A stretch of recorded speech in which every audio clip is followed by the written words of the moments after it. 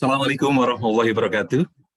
Salam sejahtera untuk Bapak Ibu semuanya. Selamat berjumpa kembali dalam acara kelas kreatif dan forum group discussion implementasi kurikulum Merdeka in Practice 14. Bersama saya, Solihin, dari SMP Muhammadiyah 1 Kota Tegal akan membawakan acara ini dengan beberapa narasumber dari Bandung yang akan bahas tentang P5, tentang proyek penguatan profil pelajar Pancasila. Bagaimana sih dalam membentuk proyeknya dan bagaimana strateginya? Maka pada kesempatan malam hari ini akan dikupas tuntas oleh para narasumber yang dari Bandung. Di antaranya adalah Ibu Nining Yustiana, MM, dan juga Ibu Haja Elia Zuganda, MBD, yang akan membahas tentang proyek penguatan profil pelajar Pancasila. Dan sebelumnya, Bapak Ibu, ada informasi dari Bapak Dadan MBD yang akan menyampaikan informasi tentang kelas kreatif Indonesia pada forum group discussion in practice 14. Pada Pak Dadan, disilakan. Baik, terima kasih Pak Solihin. Bismillahirrahmanirrahim. Assalamualaikum warahmatullahi wabarakatuh. Waalaikumsalam warahmatullahi wabarakatuh. Yang terhormat Ibu Elia Suganda, Ibu Nining Yustiana, dan Pak Solihin, serta rekan-rekan dari kelas kreatif Indonesia, selamat bergabung di sesi malam ini. Jika tadi siang mengikuti, hari ini agak paralel ya. Tadi kita 3:30 sampai pukul 5 ada sesi public speaking dan dilanjut dengan sesi FGD IKM yang ke-14. Mohon izin berbagi layar untuk memperkenalkan sedikit banyak informasi tentang komunitas kita. Oke.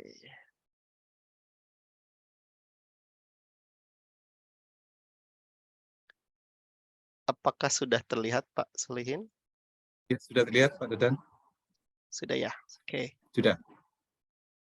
Saya coba. Mohon dibantu untuk ini ya Pak ya, memasukkan peserta sambil saya. Oh iya, siap Pak Dadan.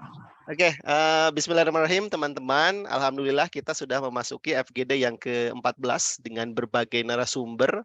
Sehingga harapannya kita memiliki pemahaman yang lebih banyak ya tentang implementasi kurikulum Merdeka di lembaga masing-masing. Hari ini sudah hadir Ibu Elia dari Dinas Pendidikan, kemudian Ibu Nining sebagai guru yang mempraktekkan bagaimana sih proyek itu diimplementasikan di lembaganya, sehingga nanti informasinya cukup lengkap dan berimbang. Jadi ada teori juga, ada prakteknya juga, best practice-nya. Oke. Nah, komunitas pendidik kelas kreatif Indonesia adalah sebuah personal learning community, Ibu Bapak. Jadi kita berada di WhatsApp group untuk saling berkomunikasi. Kita tidak menyebut kita sebagai anggota komunitas, tapi kita menyebutnya sebagai learning partners karena kita belajar bersama ya. Di dalam komunitas kita ada guru-guru, dosen, dan pemerhati pendidikan. Dibentuk tahun 2008 di Bandung dengan nama Education Development Project, kemudian 2018 menjadi kelas kreatif, dan 2020 secara resmi menjadi komunitas pendidik kelas kreatif Indonesia. Visi dari komunitasnya, Ibu Bapak, untuk pengembangan profesional secara informal. Oleh karena itu, kita kebanyakan diskusinya di WhatsApp ya, melalui diskusi pagi, kemudian saya meng-encourage Ibu Bapak untuk merespon kepada topik-topik yang disampaikan di diskusi pagi tersebut. Pendekatan yang diberikan adalah micro learning, jadi sedikit-sedikit kita belajarnya dengan topik mungkin sekitar 3 minggu atau 4 minggu kita mempelajari satu topik yang sama. Harapannya belajar menjadi sebuah kebutuhan kan akhirnya gitu ya. Jadi kalau nggak membaca itu kita merasa ada yang kurang nih hari ini gitu. Sehingga harapannya Ibu Bapak dan kita semua di Learning Partners kelas kreatif bisa menjadi lifelong learner dan menghasilkan kelas-kelas yang menginspirasi baik di sekolah ataupun di universitasnya. Oke, ini tim leadership dan manajemen kelas kreatif Indonesia, Ibu Bapak, ada sekitar 26 dari Sumatera ada, dari Kalimantan ada, dari Pulau Jawa ada, tampaknya Maluku belum terrepresentasi, kemudian Bali juga belum, kemudian Papua juga belum. Insya Allah nanti ke depannya kita coba lebih menyeluruh lagi ya. Ini kebanyakan masih dari Jawa Barat sih sebenarnya, rekan-rekan manajemennya. Nah, di tahun 2022 kita bekerja sama dengan banyak lembaga, ada sekitar 18 lembaga untuk melakukan kegiatan-kegiatan kolaborasi untuk ibu bapak yang ada di Kelas Kreatif Indonesia. Kemudian kita sudah melakukan 60 events di 2022, webinar, kompetisi, kemudian ada juga kunjungan ke lokasi dengan MGMP yang ada di Sumedang dan di Sukabumi. Kemudian learning partners kita di 2022 itu sekitar 6.659. Saya pikir di tahun ini udah masuk ke Februari, saya pikir sudah mungkin gitu sudah di 7.000 gitu ya yang ada di WhatsApp group. Apa sih yang terjadi di 2023, Ibu Bapak? Jadi tadi baru saja selesai Public Speaking for Educators yang kelima, nanti 2 minggu ke depan kita ada Public Speaking for Educators yang ke-6, kemudian ada Teaching Stories from the World yang keempat, ada Kelas Kreatif Podcast, ada FGD Kurikulum Merdeka and Practice ke-15, itu 2 minggu lagi, kemudian ada Books in the Box, dan ada Kelas Kreatif Edu Talks. Jadi tetap semangat belajar bersama di Kelas Kreatif Indonesia, Ibu Bapak. Terima kasih. Terima kasih Pak Dadan yang sudah menyampaikan introduction tentang Kelas Kreatif Indonesia. Mudah-mudahan kelas ini akan terus maju sampai mendunia. Ini sudah mendunia Pak Dadan, tapi akan terus meningkat terus. Terima kasih Pak Dadan. Baik Bapak Ibu semuanya, pada kesempatan malam hari ini, untuk bahasan pertama adalah terkait dengan proyek penguatan profil pelajar Pancasila. Bapak Ibu semuanya yang sudah melaksanakan IKM di sekolah masing-masing tentu tahu tentang tema dan juga dimensi profil pelajar Pancasila. Nah, ini menjadi sasaran dari sekolah untuk memberikan penguatan karakter kepada anak-anak. Di samping itu juga akan membentuk anak-anak yang punya jiwa entrepreneurship, kemudian punya jiwa yang kreatif, dan punya jiwa yang sangat berkembang dengan bernalar kritis, dan lain-lain sebagainya. Nanti akan dijelaskan oleh Ibu Elia Suganda.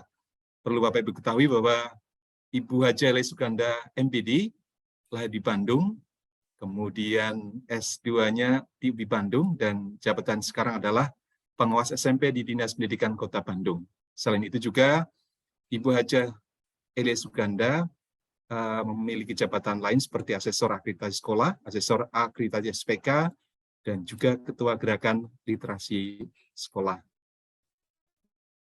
Kota Bandung. Nah, untuk kesempatan hari ini, kalau tidak kenal maka tidak sayang, gitu. Untuk Ibu Elia Suganda, untuk waktunya disilakan Bu.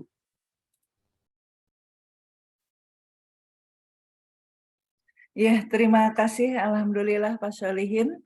Salam kenal kepada semuanya. Bismillahirrahmanirrahim. Assalamualaikum warahmatullahi wabarakatuh. Waalaikumsalam warahmatullahi wabarakatuh. Yang saya banggakan dan cintai semuanya, Bapak Ibu pengawas, mungkin kepala sekolah, guru-guru di kelas kreatif ini yang luar biasa sangat keren, ya. Ini adalah wadah yang sangat efektif sekali mewadahi kita semua, karena kita adalah semua, kalau dikatakan pembelajar semua, ya, yang ingin selalu belajar, yang ingin selalu berkembang, yang ingin selalu memajukan pendidikan di kita semua, ya. Saya mungkin dalam hal ini selaku pengawas, ya, dalam proyek penguatan profil pelajar Pancasila ini, sebagai pengawas, hanya sebagai pembina, hanya sebagai pembimbing, hanya sebagai pengarah, hanya sebagai betul-betul sudah sejauh mana di sekolah dilaksanakan, itu saja. Kita sharing dalam hal ini berdasarkan pengalaman saya di sekolah-sekolah yang menurut saya itu semuanya luar biasa, ya. Walaupun di awal-awal, aduh Bu Erda kumahanya iya teh gitu ya. Maaf ini pakai bahasa Sunda. Ini gimana ya sebelumnya? Ayo kita sama-sama saja, saya katakan seperti itu. Karena seluruh Indonesia juga sama, semuanya dimulai gitu. Kita tidak akan merasakan perubahan kalau kita tidak mulai dari sekarang seperti itu. Saya selalu membina seperti itu. Ayo kita ikuti saja sesuai dengan tuntutan, sesuai dengan regulasi dari pemerintah untuk kurikulum merdeka ini, ya. Mungkin mohon maaf kita berbagi sharing Pak Dadan, tolong PPT saya ditampilkan karena di komputer saya tidak mau. Ya, baik Pak Solihin. Saya tampilkan sebentar ya, Bu. Iya, boleh ditunggu. Ibu dan Bapak ini luar biasa, pesertanya sudah nambah terus ya, 70 Pak Dadan. Aduh, hebat. Sudah muncul Ibu Haji Ah, Alia. belum ada Pak Solihin.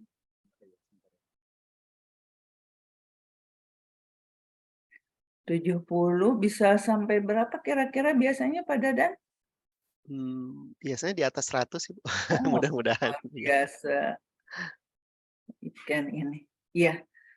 Ya sudah ada Pak Solihin ya, yang ini yaitu proyek Profil Pelajar Pancasila. Ini semua sudah ada, kita semua sudah tahu, kita semua juga sudah pernah membaca. Dalam hal ini kita sharing saja ya Ibu dan Bapak. Mangga selanjutnya.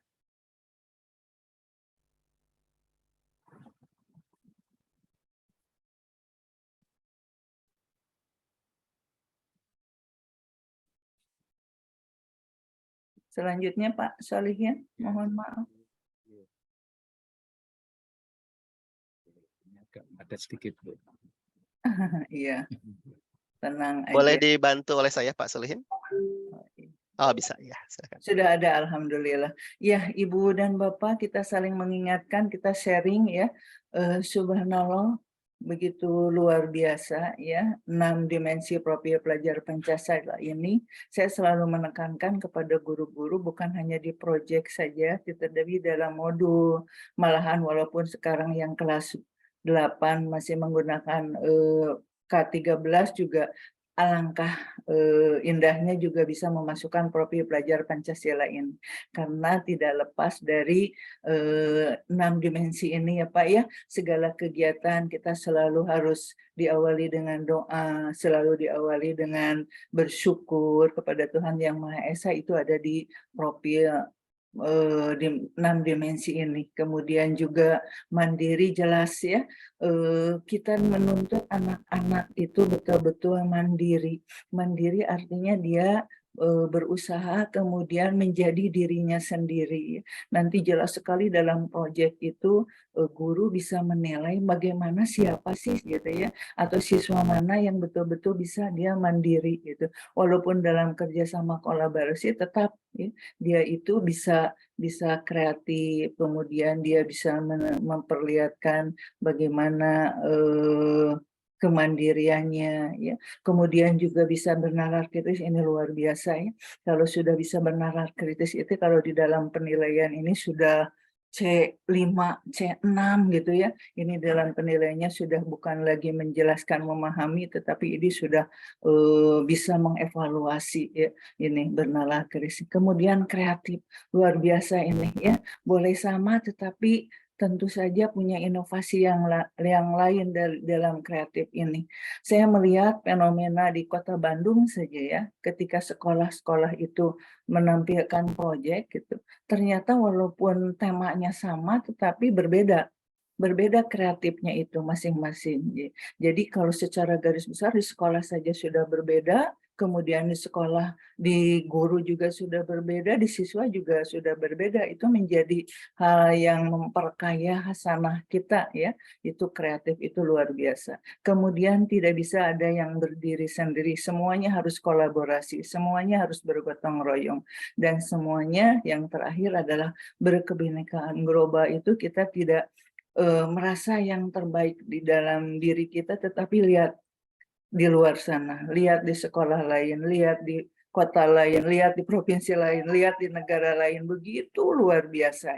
Jadi kita betul-betul bukan hanya berwawasan global secara nasional, tetapi berwawasan global diharapkan secara mendunia.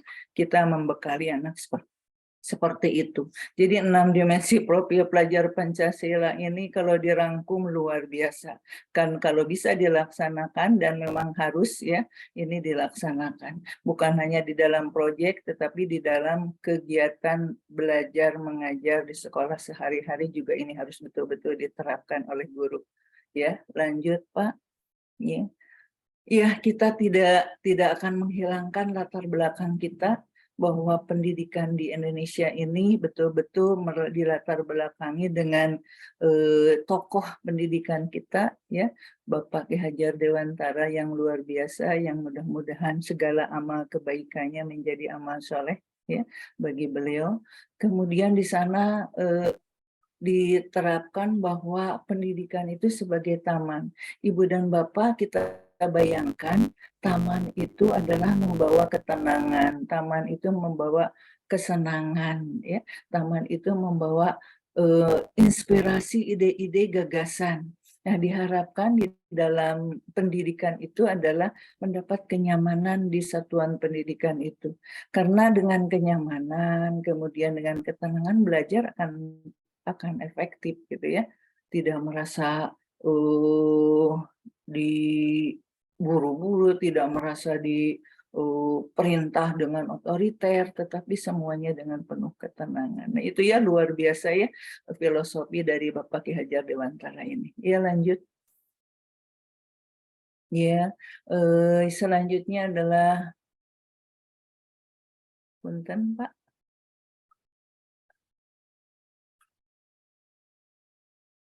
Ini adalah ciri yang selanjutnya adalah ciri-ciri, yaitu ya Pak, prinsip-prinsip di dalam proyek penguatan pelajaran. Ya Pak, belum diganti ininya. Ya, proyek penguatan profil pelajar Pancasila ini ada 4 ya, ada 4 prinsip di mana ini dalam proyek ini harus holistik, bukan mengatasnamakan mata pelajaran tertentu, tetapi semuanya menyeluruh, ya, bergabung karena diharapkan semua materi yang diajarkan di intrakurikuler ini nanti bisa betul-betul diimplementasikan di dalam proyek, betul-betul bisa diterapkan. Bagaimana sih belajar matematika ini nanti diterapkannya di dalam proyek, bagaimana dia merencanakan, merancang ya dari hasil diskusinya ya, kemudian dalam bentuk modul itu. Kemudian yang kedua yaitu kontekstual. Tentu saja tiap sekolah mempunyai kekhasannya masing-masing ya. Apalagi Indonesia yang luar biasa kaya ya, berbagai karakter sekolah yang berbeda tentu saja tidak akan sama dalam penerapan proyek profil pelajar Pancasila ini. Mungkin di daerah pertanian akan lebih menjurus kepada hal-hal yang bersangkutan dengan pertanian. Ya. Di perkotaan tentu saja juga lain. Ya. Itu untuk prinsip-prinsip ini, kontekstual ini. Kemudian yang ketiga harus berpusat kepada kepentingan anak. Betul, ya. Semua pembelajaran maupun proyek ini betul-betul harus bermakna. Harus apa sih kepentingannya untuk anak ya, apa sih manfaatnya untuk anak itu, berarti berpusat betul-betul pada siswa. Dan yang keempat adalah harus eksploratif. Eksploratif di sini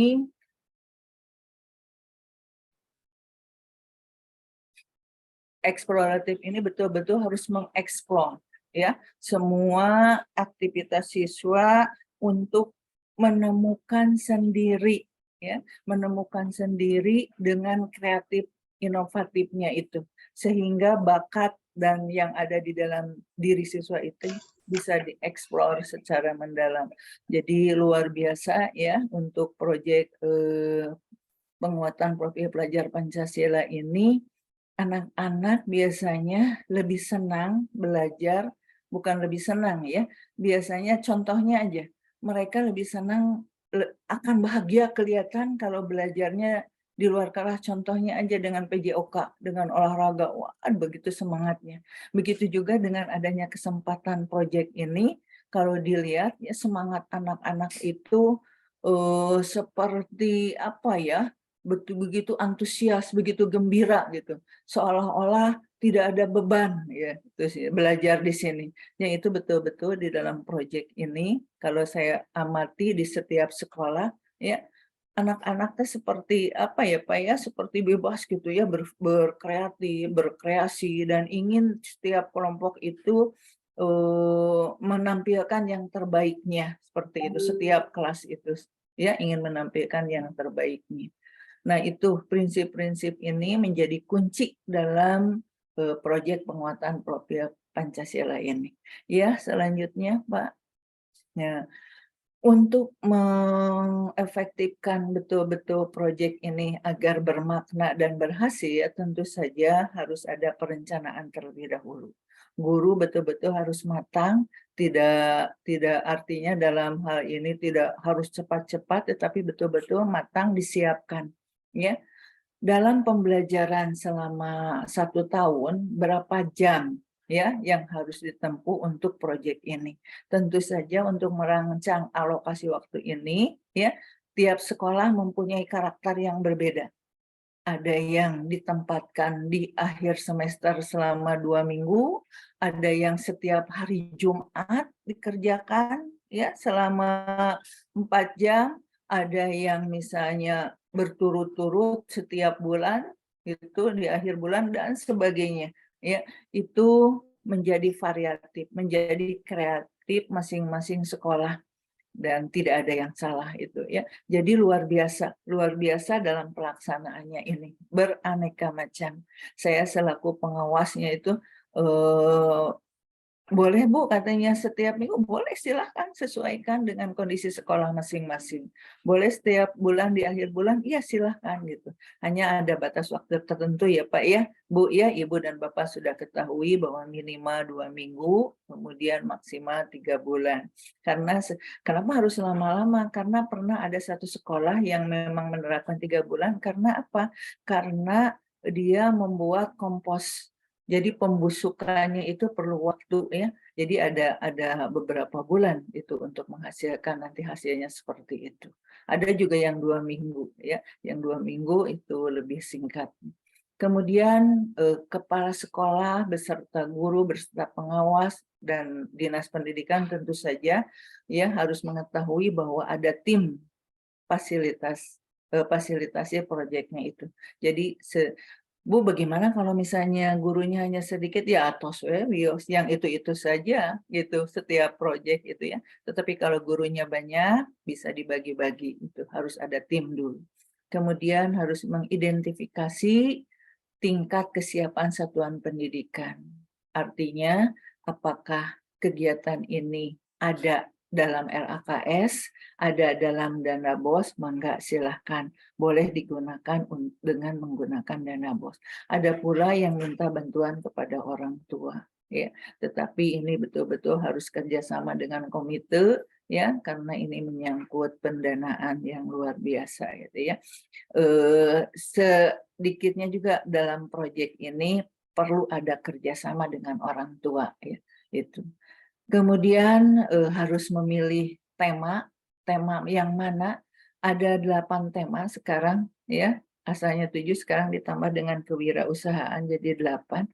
Nah, di dalam regulasi bahwa setiap sekolah satu tahun itu minimal 3 proyek ya.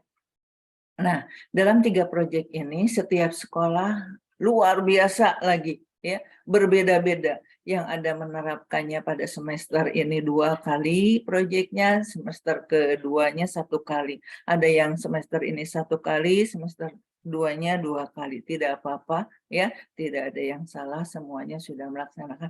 Hanya yang saya betul-betul kagumi ya, merasa bangga itu setiap sekolah rata-rata 3 itu bermacam-macam ya. Nanti saya akan perlihatkan contoh-contoh yang sudah melaksanakan tema-tema tersebut ya, luar biasa, itu hebat sekali ya. Nah, ini kemudian penentuan topiknya diserahkan juga kepada sekolah, kepada pendidik dulu apa yang kira-kira menjadi tema yang sangat pada saat itu sedang betul-betul kontekstual ya. Saat itu betul-betul diperhatikan. Contohnya kalau misalnya tentang ini apa pemanfaat kalau di Kota Bandung ini ada program Kang Pisman gitu ya. Kang Pisman itu adalah pisahkan ya dan manfaatkan sampah. Nah, ini di Kota Bandung gencar sekali untuk tema yang berkaitan dengan Kang Pisman, yaitu masuk ke pada rekayasa teknologi, kemudian bangunlah jiwa dan raga, ada yang menerapkannya Kang Pisman, gitu, seperti itu. Ya, jadi topik ditentukan oleh sekolah yang bervariatif sekali. Kemudian yang selanjutnya adalah tentu saja harus ada persiapan, harus ada rancangan. Di sini harus merancang modul yang akan digunakan oleh sekolah sebagai panduan dalam pelaksanaan.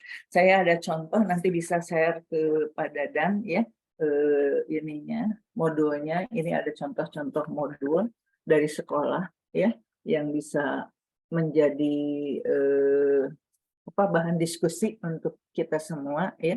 Ini modul-modul. Saya kenapa ambil ini karena saya selaku pengawas juga dilibatkan dalam penyusunan modul. Alhamdulillah semua sekolah binaan melibatkan pengawas dalam penyusunan modul. Kemudian juga saya bukan hanya penyusunan, nanti setelah pelaksanaan dari proyek ini saya menagih, ayo hari apa kita akan evaluasi terhadap kegiatan kemarin gitu. Ya, saya sempatkan untuk sehari untuk evaluasi dan untuk perbaikan sebagai tindak lanjut untuk tahun depan tentu saja ya. Seperti suara demokrasi. Suara demokrasi itu rata-rata pemilihan OSIS. Kemudian hampir semua di Kota Bandung sekolah itu suara demokrasi adalah pemilihan OSIS. Saya evaluasi, kemudian tindak lanjuti, dan apakah hanya pemilihan OSIS saja gitu. Padahal ada kegiatan yang betul-betul menginspirasi suara demokrasi itu pemilihan KM di kelas juga bisa ya. Kemudian juga pemilihan ketua PMR misalnya, kemudian pramuka dan sebagainya, itu juga bisa melibatkan suara demokrasi seperti itu. Jadi agar tidak bosan untuk kedepannya kita akan menentukan OSIS tetap. OSIS itu karena tiap tahun itu harus diadakan ya gitu. Kemudian itu dalam merancang modul ya, itu betul-betul harus betul-betul matang sekali ya. Rencana yang dituangkan di dalam modul tersebut. Ya, mangga Pak. Selanjutnya, ini Ibu dan Bapak sudah bisa mengetahui ya jumlah jam dari mulai SD sampai SMA ini ada berapa JP ya. Ada berapa JP, sedangkan 1 minggu itu kan rata-rata sudah lebih dari 40 JP ya. Jadi bisa dibayangkan ya, ini JP di sini untuk SMP saja 306 JP. Ini kisarannya. Jadi boleh sekitar tersebut ya. Ya, mangga Pak. Nah, ini strategi membentuk tim fasilitasi proyek. Berdasarkan pengalaman saya sebagai pengawas di sekolah binaan, ada sekolah yang memang gemuk gitu ya, artinya gemuk di sini adalah gurunya banyak. Ini dapat dibagi-bagi, misalnya suara demokrasi yang menjadi penanggung jawabnya guru PKN aja dengan guru IPS gitu ya, karena banyak, ada beberapa. Tetapi di sekolah binaan yang memang gurunya hanya sedikit, jadi ya semua proyek itu orangnya itu lagi, nggak apa-apa, kata saya seperti itu. Memang keadaannya gurunya memang terbatas ya. Ini jadi sebagai kepala sekolah harus bisa membagi tugas kepada guru-guru agar semuanya bertanggung jawab di dalam proyek ini. Ya, ini kelebihan dari proyek itu Pak. Ya, semua guru harus dilibatkan dan semua guru juga harus kolaborasi. Jadi profil pelajar Pancasila itu bukan hanya untuk siswa, tetapi untuk guru juga di dalamnya, iya betul. Kemudian harus menunjuk koordinator, ya harus ada koordinatornya yang bertugas memberikan arahan. Kemudian jika memiliki SDM yang cukup, tentu koordinator per kelas, ya itu akan lebih baik. Jadi karena kalau banyak juga siswanya, tentu saja akan lebih banyak lagi, ya seperti itu. Selanjutnya, silakan Pak.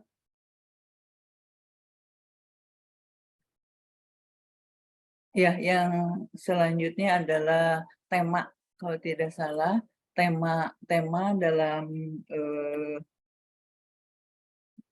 proyek profil pelajar Pancasila, yaitu Pak, mangga Pak,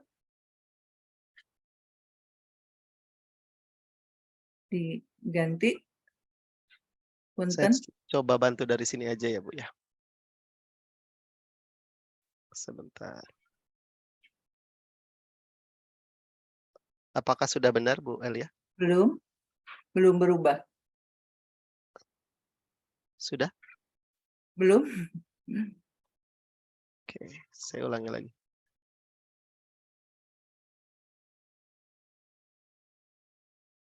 Yang ke-8.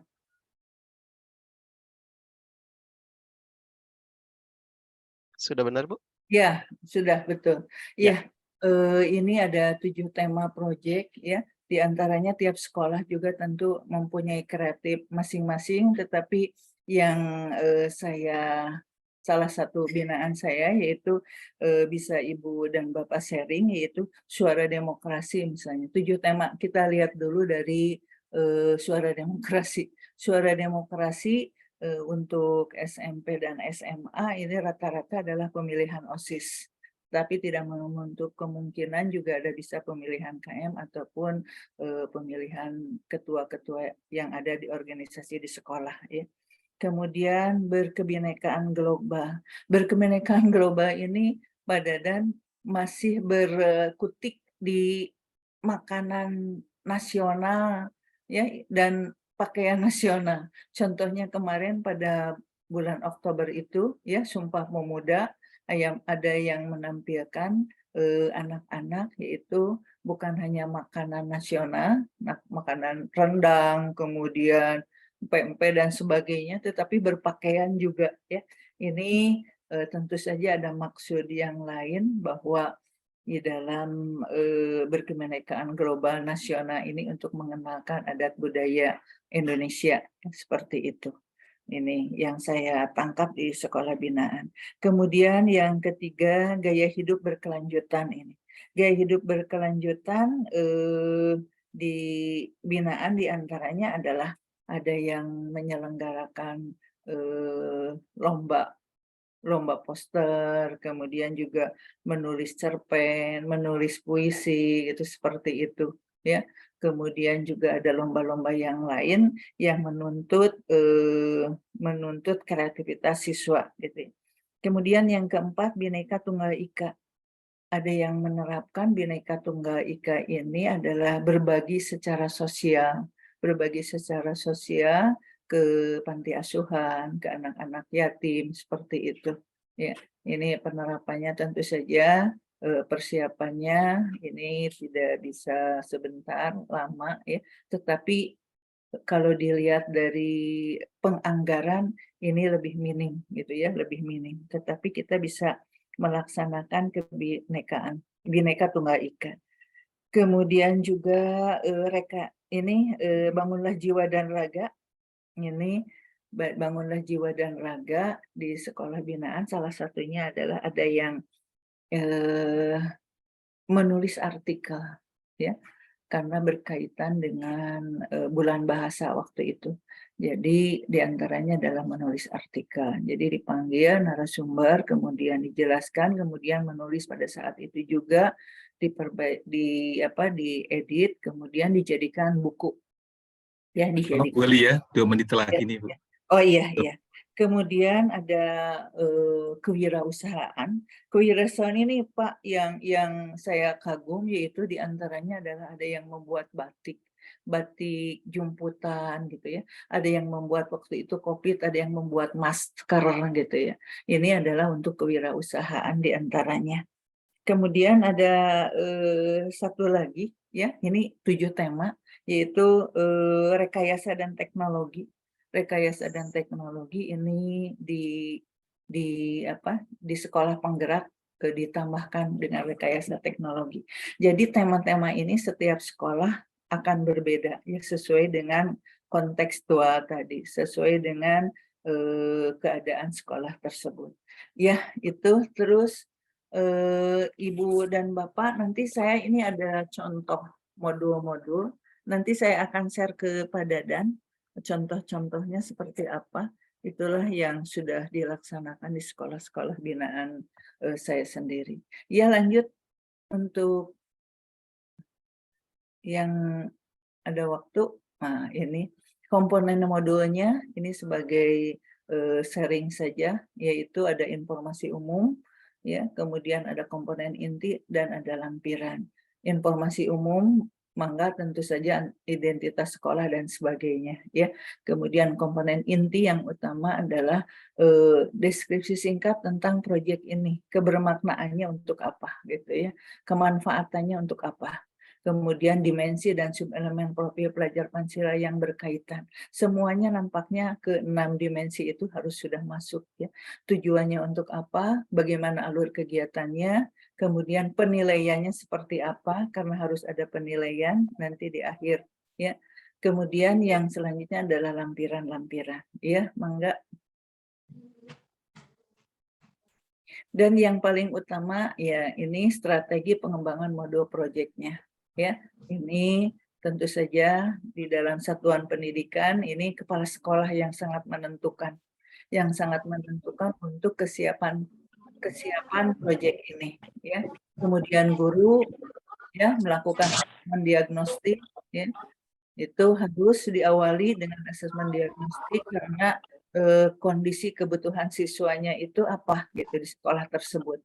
Kemudian pendidik dan peserta didik mendefinisikan tema apa yang akan digunakan di dalam proyek itu pada semester ini misalnya. Kemudian mengidentifikasi dan menentukan dimensi profil pelajar Pancasila yang ingin dicapai. Kemudian pendidik menentukan jenis teknik dan instrumen asesmennya seperti apa. Itu harus disiapkan juga dalam modul. Kemudian menyusun modul proyek. Pendidik menentukan komponen esensial yang sesuai dengan kebutuhan proyek, apa komponennya. Kemudian pendidik mengelaborasi kegiatan proyek sesuai dengan komponen esensial, modul siap digunakan, dan kemudian setelah pelaksanaan dievaluasi dan ditindaklanjuti. Ya, mangga Pak, terakhir mungkin. Ya. Nah ini, eksplorasi dan pengembangan alur proyek. Guru, kepala sekolah, guru bekerja sama dengan tim fasilitas proyek, ya, membuat alur proyek yang seperti tadi. Perlu juga dihadirkan komite, ya, kemudian juga saya sendiri sebagai pengawas juga terlibat di dalamnya, alhamdulillah. Ya, nah ini alur proyeknya. Pengenalan dan membangun kesadaran peserta didik terhadap tema yang dipelajari. Jadi peserta didik juga nanti selain tes diagnostik apa yang diperlukan juga diajak kerjasama, ya, kira-kira diarahkan oleh guru sebagai fasilitator. Kemudian kontekstual, betul-betul yang real, yang nyata, yang ada diperlukan di sekolah sesuai dengan karakter sekolah. Baru aksi, ya, kemudian refleksi dan tindak lanjut. Ini sangat penting sekali untuk refleksi dan tindak lanjut. Karena untuk perbaikan proyek yang akan datang seperti apa sekarang. Karena semuanya pada awal-awal adalah tahapnya meraba-raba dan melaksanakan. Tetapi sudah semester 2, sudah semakin mantap. Saya tanya juga, ya Bu, berdasarkan semester 1, yang harus dievaluasi adalah ini. Nanti semester 2 untuk proyek yang lain berarti kekurangan tersebut bisa dilengkapi itu. Ya. Dari hasil diskusi dengan guru-guru. Ya, Pak. Ya, ini asesmen proyeknya, penilaiannya harus ada tujuan pembelajaran, indikator kemampuan, kemudian strategi asesmennya, kemudian masalah hasil asesmen, ya, evaluasinya, dan yang ini adalah pelaporan. Ini semua yang saya nanti contohkan adalah sebagai pelaporan dari proyek, ya, karena sudah ada bukti-bukti pelaksanaannya. Ya Pak, mangga. Apa saja yang perlu dikuatkan atau ditingkatkan oleh pendidik untuk memastikan proyek berjalan dengan baik? Ya, ini menjadi pertanyaan kita semua. Ya. Bagaimana caranya supaya proyek berjalan dengan lancar? Tentu saja harus betul-betul dirancang dengan maksimal. ya kerjasama antara kepala sekolah, pengawas, guru, dan tentu saja ketua proyeknya sendiri ya. Itu. Nah, ini mengelola proyek, mengawali kegiatan dengan membuat peserta didik terlibat dalam kegiatan belajar sejak awal proyek. Berarti betul-betul melibatkan panitianya, mulai dari desainnya, siswa yang membuat, diharapkan siswa yang membuat. Silakan kreatif masing-masing, apakah mau per kelas, apakah mau per kelompok, ya. Ini diharapkan kreatif di sinilah yang betul-betul digali, ya, sesuai dengan dimensi profil pelajar Pancasila yang tadi.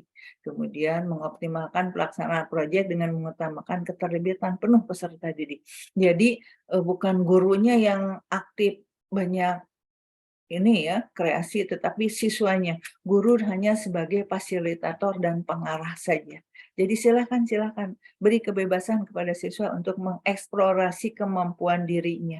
Ya, untuk tingkat SMP dan SMA itu sudah betul-betul mandiri yang saya lihat ya. Tapi untuk tingkat SD mungkin harus banyak juga bimbingan dari guru-gurunya.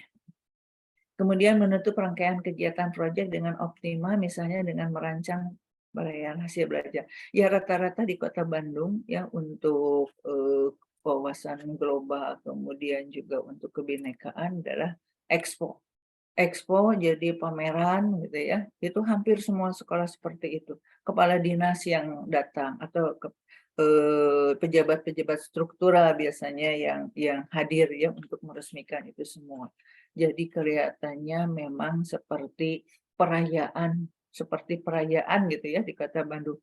Kalau menurut saya tidak salah, tidak apa-apa, itu sesuai dengan kreativitas sekolah masing-masing gitu. Hanya memang ada hal-hal tertentu yang yang maknanya itu betul-betul harus dapat kepada siswa. Contohnya ada beberapa sekolah yang ketika kebinekaan global itu menyajikan makanan tradisional.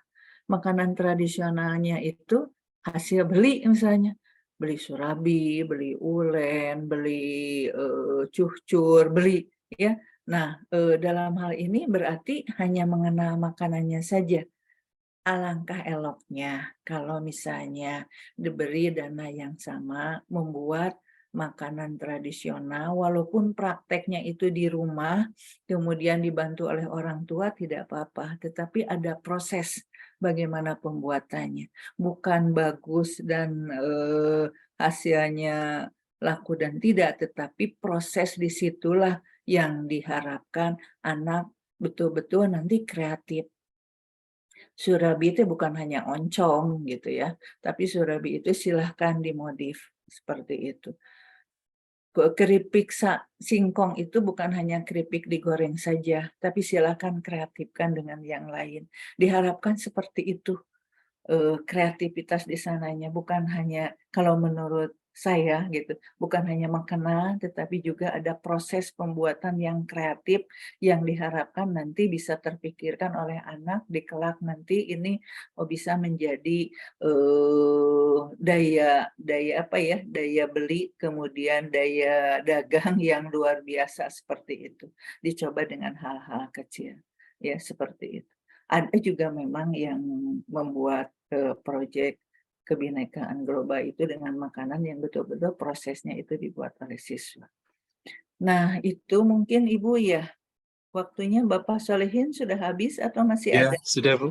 Sudah habis menjadi tadi. Ya. Ya, terima kasih atas perhatiannya. Kita sharing saja berdasarkan pengalaman masing-masing ya. Yang jelas adalah saya sangat bangga sekali pada semua satuan pendidikan yang sudah mencoba berbagai proyek yang diharapkan itu menjadi kebermaknaan bagi siswa kita semua. Itu saja, mungkin mohon maaf bila ada hal yang tidak berkenan. Wabillahi taufiq wal hidayah. Wassalamualaikum warahmatullahi wabarakatuh. Waalaikumsalam warahmatullahi wabarakatuh. Terima kasih pada Ibu Haja Ria Suganda yang telah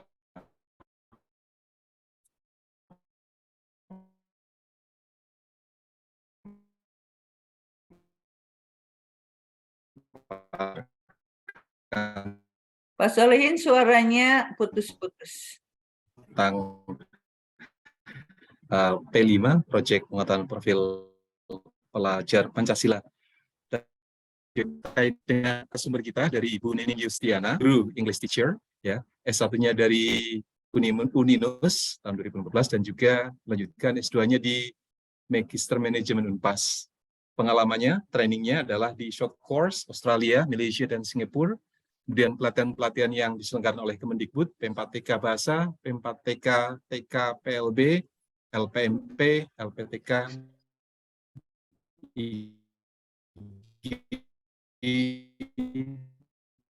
PPBI, dan sebagainya. Lalu, dan sekarang juga sebagai calon guru penggerak Angkatan ke-7. Tugasnya dari pengalaman kerjanya adalah di SMP 2 Lembang tahun 2003 sampai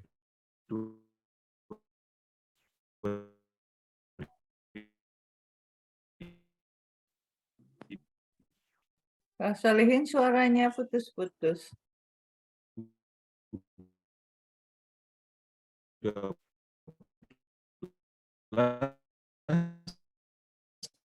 Dan 2012 sampai sekarang di SMA.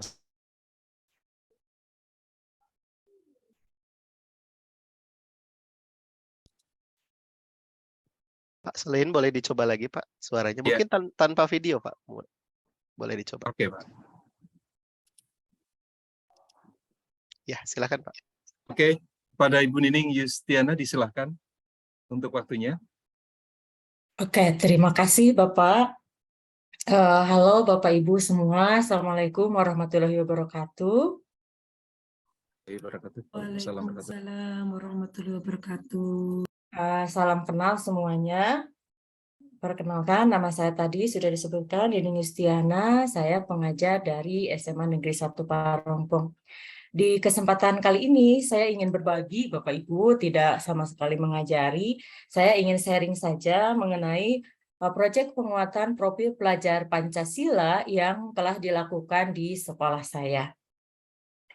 Izin share screen, Bapak Ibu.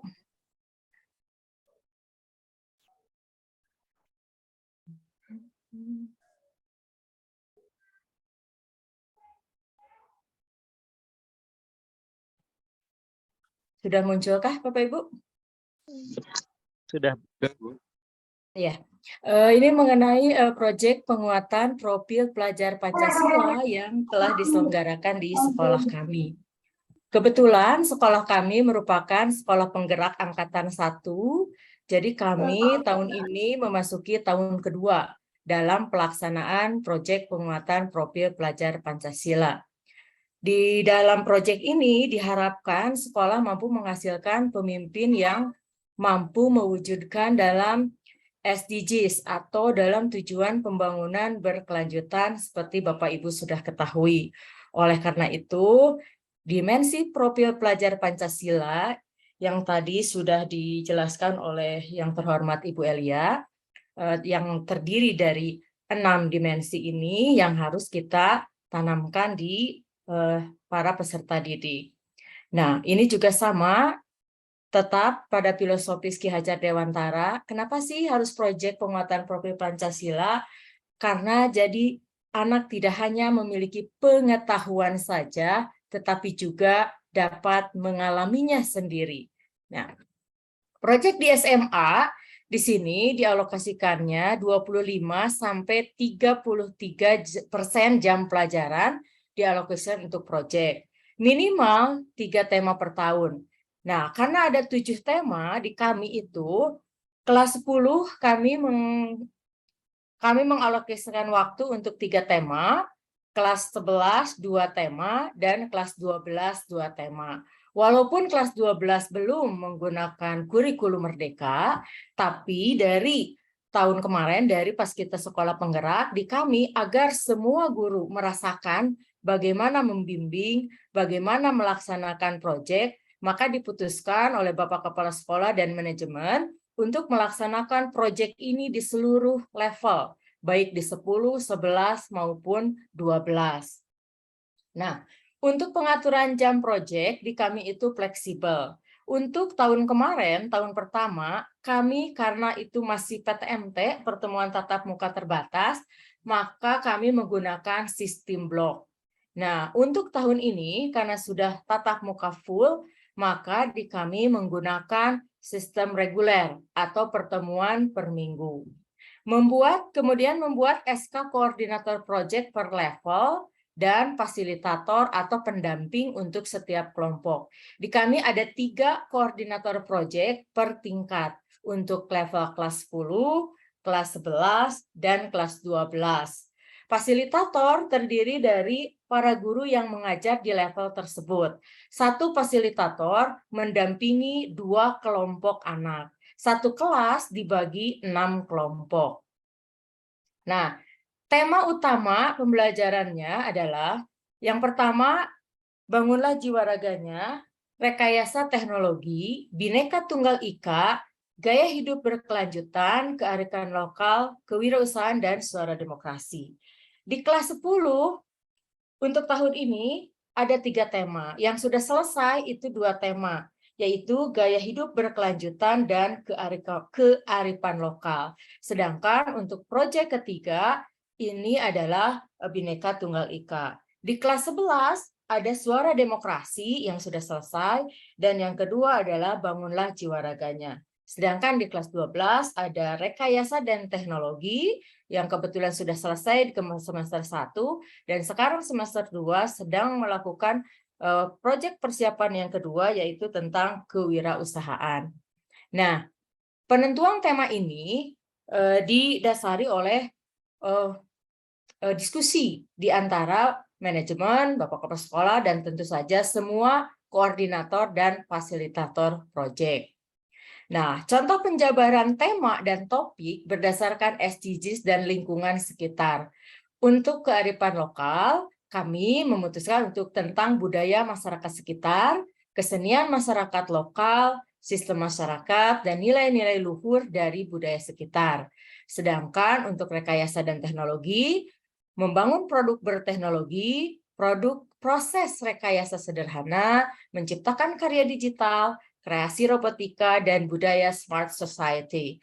Untuk kewirausahaan, potensi ekonomi lokal, kegiatan ekonomi rumah tangga, karya bernilai jual, kreativitas, dan budaya kewirausahaan.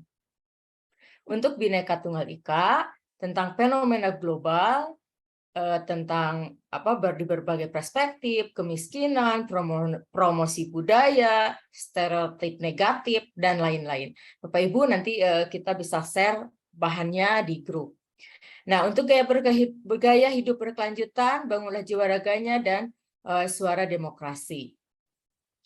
Nah, ini pelaksanaan untuk 2021 dulu kami menggunakan sistem blok. Jadi hanya 1 bulan itu anak-anak khusus mengerjakan proyek. Nah, untuk yang kedua kami menggunakan reguler. Ini untuk pelaksanaan proyek di SMA Negeri 1 Parongpong. Untuk kelas 10 kami menyediakan waktu setiap hari Selasa, Rabu, dan Kamis. Masing-masing 2 jam pelajaran atau 2 kali 45 menit, di mana para fasilitator dapat masuk secara bergantian. Contoh di kelas itu ada 6 kelompok, berarti 3 orang fasilitator. Nah, ini tidak usah masuk 3-3-nya, misalnya 1 jam ini tidak 3-3-nya langsung masuk untuk membimbing anaknya. Namun bisa bergiliran, misalnya hari Selasa siapa, Rabu, dan Kamis tergantung kesepakatan para fasilitator. Nah, untuk kelas 11 pun kami menggunakan jam reguler. Di sini kita ada di hari Selasa dan hari Kamis. Kenapa kelas 11 lebih sedikit?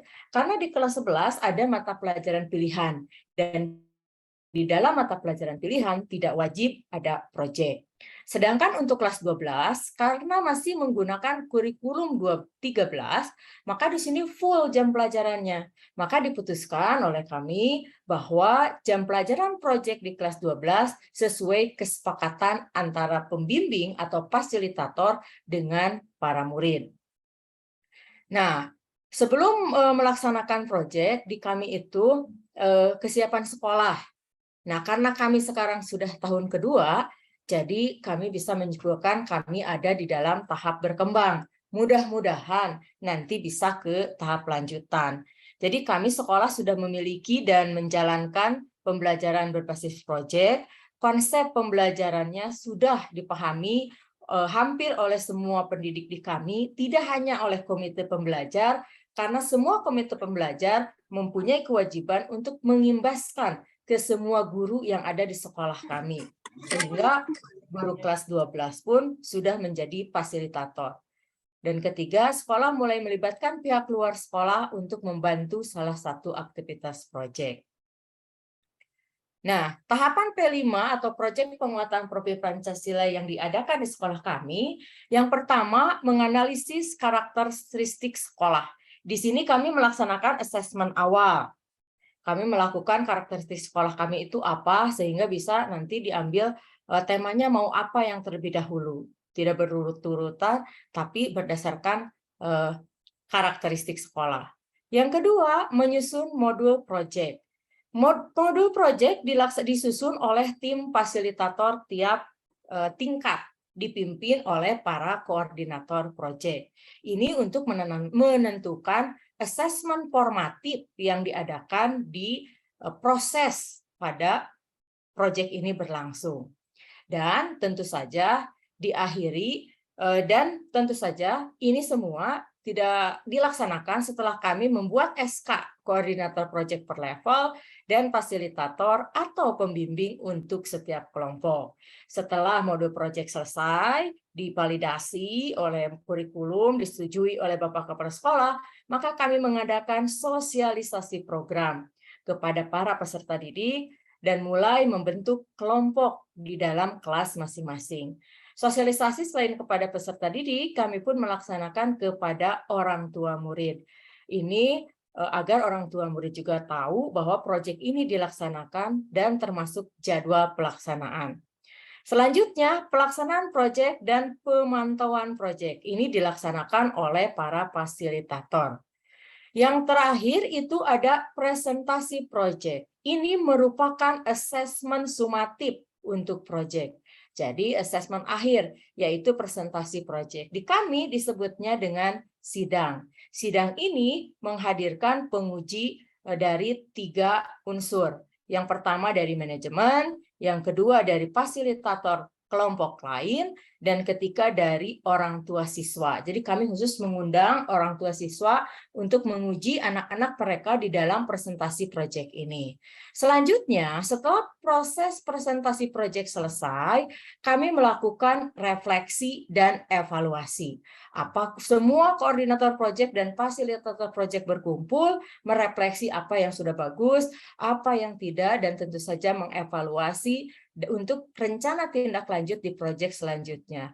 Nah, setelah selesai kami melaksanakan yang disebut panen karya. Panen karya ini sebetulnya opsional atau pilihan, tidak usah diadakan juga tidak apa-apa. Namun di kami untuk mengapresiasi karya siswa, maka ini diadakan. Untuk tahun ini kami menyepakati bahwa panen karya dilakukan setiap akhir semester. Jadi sudah dilaksanakan kemarin pas pembagian rapot di semester 1 dan nanti insya Allah di semester 2 juga sekaligus dengan semester 2 dengan mengundang semua stakeholder terkait termasuk Bapak Ibu pengawas dari Dinas Pendidikan, Bapak Ibu orang tua dan masyarakat yang ingin melihat. Nah, kemudian tapi tentu saja ada kendala-kendala yang kami hadapi juga. Apalagi ini terjadi di tahun-tahun awal. Dulu di tahun pertama, kadang tema proyek tidak jelas dan sulit dilaksanakan oleh siswa. Yang kedua, proyek banyak mengeluarkan dana. Ketiga, rubrik penilaian tidak diberikan kepada siswa. Keempat, tidak memberikan umpan balik. Kelima, tidak dilakukan asesmen ketercapaian profil pelajar Pancasila. Dan terakhir, guru kesulitan memberi bimbingan dan penilaian proses. Oleh karena itu, ini sudah kami tindak lanjuti di proyek di tahun kedua dengan tema proyek yang sudah lebih detail, dan dana dalam proyek di sini ternyata sudah bisa didanai oleh BOS. Dari awal kami sekolah penggerak itu sudah dibiayai oleh dana BOS. Kemudian di rubrik penilaian kami berikan kepada para murid dan dilakukan asesmen ketercapaian profil pelajar Pancasila minimal 2 subelemen. Kemudian guru yang merasa kesulitan berkonsultasi dengan teman dan rekan sejawat agar dapat melakukan bimbingan secara optimal. Nah, kadang ada juga miskonsepsi tentang P5 yang terjadi dulu. Kadang para guru P5 diartikan sebagai proyek kolaborasi antar mata pelajaran. Padahal proyek merupakan kegiatan co-kurikuler dan terlepas dari CP, serta memiliki alokasi waktu khusus. Yang kedua, kadang-kadang guru menjalankan perannya sebagai guru mata pelajaran. Maka di sini kami membentuk tim fasilitator dan memberikan kembali penguatan. Guru menyampaikan materi, siswa mengerjakan tugas proyek. Nah, ini juga ada salah paham. Padahal P5 ini memberikan pengalaman nyata kepada murid. Jadi kita menyerahkan semua identifikasi masalah, solusi, bisa akhirnya itu produk atau aksi, itu diserahkan semua kepada murid. Dan terakhir, P5 ini bukan kegiatan prakarya. Jadi tidak produk-produk saja yang ditampilkan di gelar karya, melainkan murid bekerja dalam periode waktu yang ditentukan untuk menghasilkan produk atau aksi. Nah, ide membuat proyek itu sangat banyak, Bapak Ibu. Bisa aransemen lagu, video klip, puisi, poster kampanye, website, seminar, jurnal ilmiah, mural, post media sosial, dan lain-lain. Jadi tidak hanya seperti prakarya menampilkan sebuah produk rame-rame seperti itu. Kemudian modul project tadi sudah dibahas sama Ibu bahwa yang penting ada informasi umum, komponen inti, dan tentu saja ada lampirannya. Nah, untuk tips pengembangan modulnya seperti apa? Di kami membuat modul untuk 1 fase, 3 tema di kelas 10, 2 tema di kelas 11, dan 2 tema di kelas 12. Setiap modul mengangkat tema yang berbeda. Penentuan topik disesuaikan dengan konteks sekolah atau dapat mengangkat tema SDGs tadi. Terus fokus ke deskripsi proyek, ketercapaian profil pelajar Pancasila, dan asesmen proyek kegiatan. Jadi ada yang 3 aspek ini yang masuk ke rapot proyek. Rapot proyek ada dilaporkan 1 tahun sekali, Bapak Ibu ya. Dan 6 elemen profil pelajar Pancasila harus tercapai selama 3 tahun ada di SMA. Sehingga setiap tema proyek minimal ada 2 elemen profil pelajar Pancasila yang dikembangkan. Nah, ini adalah contoh pelaksanaan kurikulum merdeka dan salah satunya proyek penguatan profil pelajar Pancasila di SMA Negeri 1 Parongpong. Ini foto-foto mengenai sidang proyek yang dilaksanakan kemarin ini. Mengenai kearifan lokal. Ini dilaksanakan oleh kelas 10 di SMA Negeri 1 Parongpong. Mereka sudah 2 kali sidang, Bapak Ibu. 2 kali sidang itu tema 1 mengenai gaya hidup berkelanjutan. Mereka itu banyak sekali ide-ide yang menarik. Contoh mereka ada yang membuat eco-print, eco-brick, kemudian ada juga yang membuat batu bata dari sampah, kemudian membuat bunga dari sampah, wah dan macam-macam. Karena kelas 10 ada 12 kelas di kami, itu terdiri dari 72 kelompok, dan tentu saja mempunyai 72 karya yang berbeda. Dan ini pun kelas 11 juga sama, ada 72 kelompok yang semester 1 kemarin mengangkat suara demokrasi. Mereka ada yang mengangkat, kata Ibu tadi, pemilihan OSIS ada, tapi dari perspektif kenapa ada yang tidak memilih, gitu.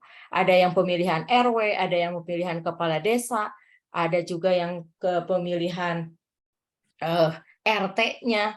Nah, di sini produknya apa?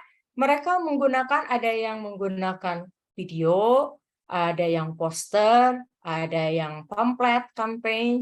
Nah, yang kearifan lokal baru selesai sidang kedua. Maka ini belum dipamerkan. Nanti karena satu tema untuk kelas 10 dilaksanakan 4 bulan. Jadi yang kedua baru selesai sidang kemarin di akhir Januari. Nah, mereka kalau kelas 12 tidak bareng, jadi kewirausahaan akan sidang di bulan Maret, akhir Maret. Kelas 10, kelas 11 mungkin akan sidang di akhir semester. Mendekati sesudah penilaian akhir sumatif ya. Nah, ini yang ini pelaksanaan gebiarnya pada pameran proyek. Kebetulan ini ada semua, jadi mereka memilih produk 72, ada 10, 11, 12. Mereka semuanya melaksanakan, memilih karya terbaik yang sudah dievaluasi, sudah dinilai.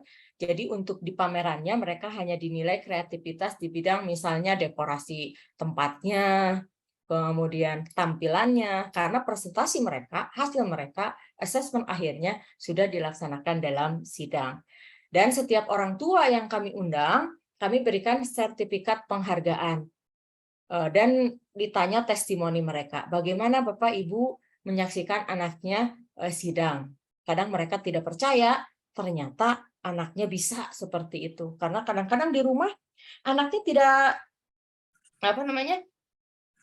tidak bisa begitu, tapi ternyata mereka sangat bisa untuk misalnya berpresentasi seperti itu. Banyak orang tua yang tidak percaya tentang kemampuan anaknya sendiri, di luar ekspektasi. Memang tidak semua bagus, Bapak Ibu, namanya juga proses belajar. Namun selama ini, alhamdulillah, di kami cukup berhasil, tentu saja dengan kerjasama para koordinator proyek, juga para fasilitator. Nah, tahun pertama yang ini Bapak Ibu, di kami sekolah melaksanakan dengan proyek dengan 3 tema berbeda. Ini untuk tahun pertama. Proyek dilakukan sama tadi, pembuatan proyek, modul proyek, pembimbingan proyek dulu karena dengan blog, itu dilakukan selama 6-8 kali pertemuan. Pemaparan hasil proyek melibatkan pihak eksternal dan orang tua. Dan pameran karya dilakukan dengan mengundang semua orang tua dan pihak eksternal. Nah, untuk tahun kedua yang ini, sekolah melaksanakan proyek dengan 7 tema untuk 1 tahun, 3 tema kelas 10, 2 tema kelas 11, dan 2 tema kelas 12. Kedua sama, proyek dilakukan setelah membuat SK pelaksanaan proyek, pembuatan modul, kemudian pembimbingan proyek dilakukan 2-3 pertemuan per minggu. Ini 2 kali 45 menit, Bapak Ibu ya. Pemaparan hasil proyek melibatkan eksternal dan orang tua, dan pameran karya dilakukan dengan mengundang semua orang tua dan pihak eksternal. Nah, ini sidang P5 kearifan lokal. Nah, saya biasanya saya berbagi juga di YouTube, Bapak Ibu. Jadi kami berbagi juga tentang kegiatan-kegiatan di sekolah, khususnya saya berbagi kegiatan apa di channel YouTube saya. Ada sidang P5, yang ini yang kemarin tema kearifan lokal, yang dulu juga ada, itu temanya tentang gaya hidup berkelanjutan dan semuanya. Nah, ini contoh yang gebiar karya, kami adakan di panggung seperti ini, menggunakan hashtag dan lain-lain. Nah, ini sampai gelar karya. Bapak Ibu nantilah kalau ada waktu bisa mampir-mampir atau dilihat, biar lebih jelas, oh seperti ini pelaksanaan di kami, Bapak Ibu. Karena memang ini berdasarkan karakteristik dan tentu saja kontekstual di sekolah. Terima kasih Bapak Ibu. Saya kira cukup, itu saja dari saya. Mari kita lanjutkan dengan diskusi. Terima kasih. Assalamualaikum warahmatullahi wabarakatuh.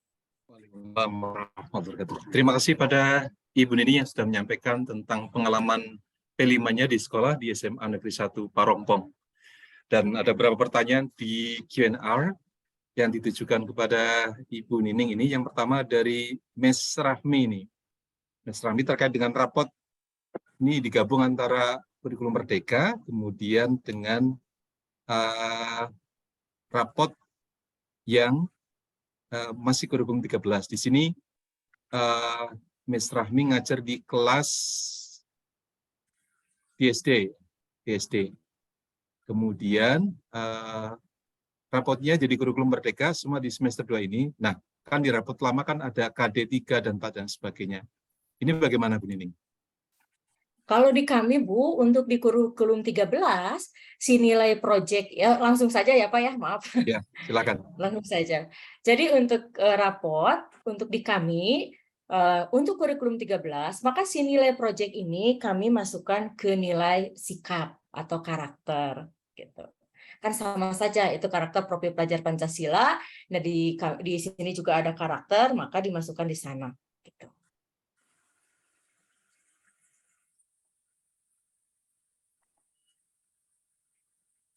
Halo Pak Solihin. Tampaknya Ya, nge-freeze lagi. begitu ya, Bu. Halo. Terima kasih. Kemudian Iya. bagaimana? Boleh dilanjutkan saja, Pak. Saya baca aja ya, gitu. Berikutnya ini dari Bu Reni ini tentang model proyeknya, Bu. Kalau model proyeknya begini Bapak Ibu, kalau di kami ya, kami mengundang orang tua dari masing-masing kelas tergantung kesanggupan mereka, kapan mereka mau, kami adakan 3 hari untuk sidang ini. Satu harinya 6 kelompok, dibagi beberapa ruangan. Kalau kemarin itu ada 4 ruangan, satu ruangan 6 kelompok. Kami mengundang para orang tua yang bersedia hadir dan memberikan kontribusinya untuk untuk hadir dan menguji pada sidang itu. Jadi kami pajang di depan seperti biasa, ada penguji 3 dari manajemen 1, wakil kepala sekolah atau perwakilan kepala sekolah, kemudian ada pembimbing 1, fasilitator, dan 1 orang tua. Mereka diberikan rubrik penilaian, penilaiannya ada penilaian presentasi, ada penilaian esai, ada penilaian informasi dan media, ada 4 penilaian. Isinya sudah berkembang, belum berkembang, cukup berkembang, atau sangat berkembang, seperti itu. Ya. Berikutnya, Bu.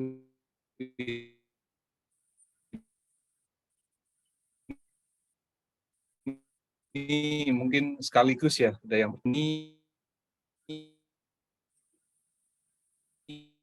Maaf Pak Solihin, suaranya tidak terdengar ya Pak ya. Per tahun per sini laporannya per kelas atau bagaimana? Ulang ya Bu ya.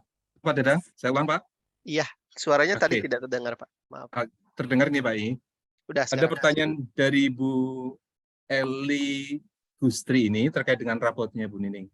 Ini rapotnya per tahun apa per semester, sekaligus dengan Bu Sunarmi ini terkait dengan laporan juga per kelas atau bagaimana ini Bu? Silakan Bu. Nah, untuk rapotnya, jadi untuk proyek khusus itu 1 tahun, Bapak Ibu, dilaporkannya. Tapi karena rapat Merdeka ini sudah mudah, jadi tinggal klik-klik saja sebetulnya. Yang penting kita sudah punya datanya.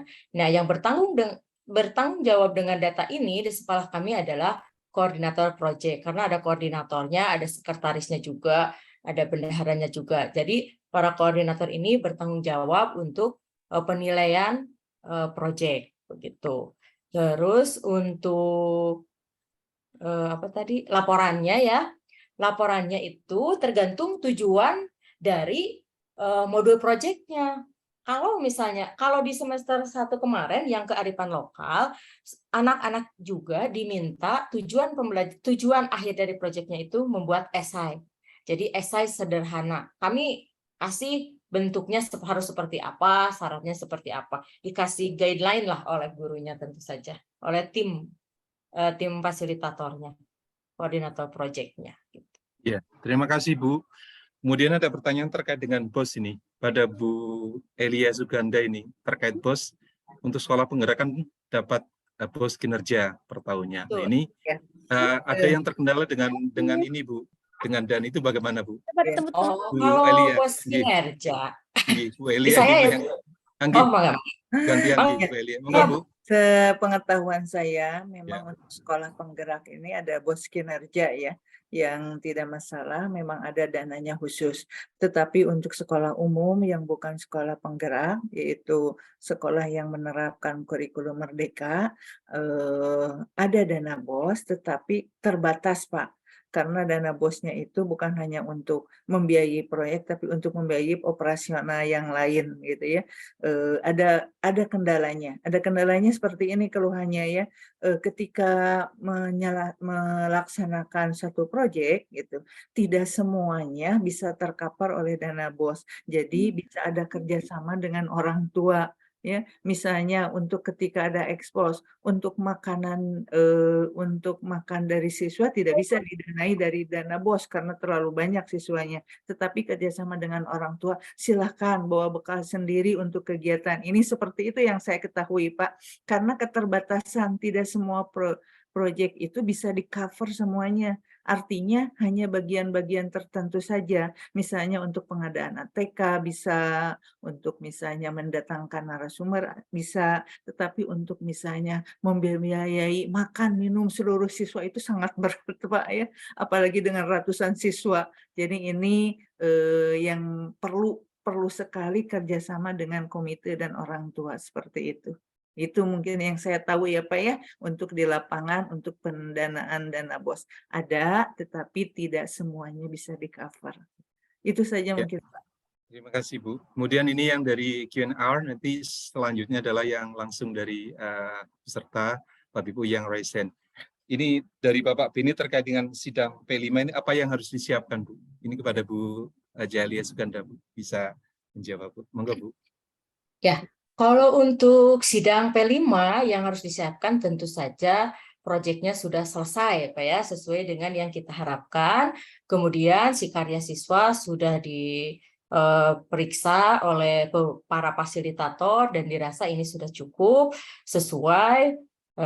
Dan tapi kita tidak ini ya, Pak ya, tidak istilahnya ini real karya anak gitu. Seperti jadi proyeknya anak-anak yang cari masalahnya, solusinya, dan aksinya juga.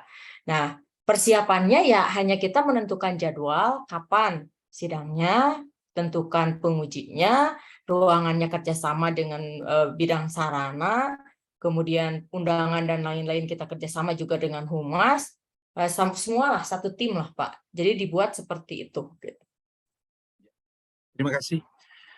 Lanjut ke Bapak Ibu yang raise hand dari Ibu Mila, SDN 3 Sanur. Silakan Bu. Terima kasih Pak Solihin atas kesempatannya. Assalamualaikum warahmatullahi wabarakatuh, Bapak Ibu Waalaikumsalam Ibu, Bu Nining, Bu Elia. Bu Elia, saya tadi mengulik tentang miskonsepsi yang sudah Ibu paparkan. Saya tertarik dengan suatu miskonsepsi yang ada di situ. Salah satunya kadangkala kita menemukan di lapangan, terutama di sekolah saya ini, guru-guru yang senior itu biasanya mengklaim untuk produk hasil belajar siswanya itu sebagai P5. Nah, ini sulit sekali nih yang kita luruskan nih.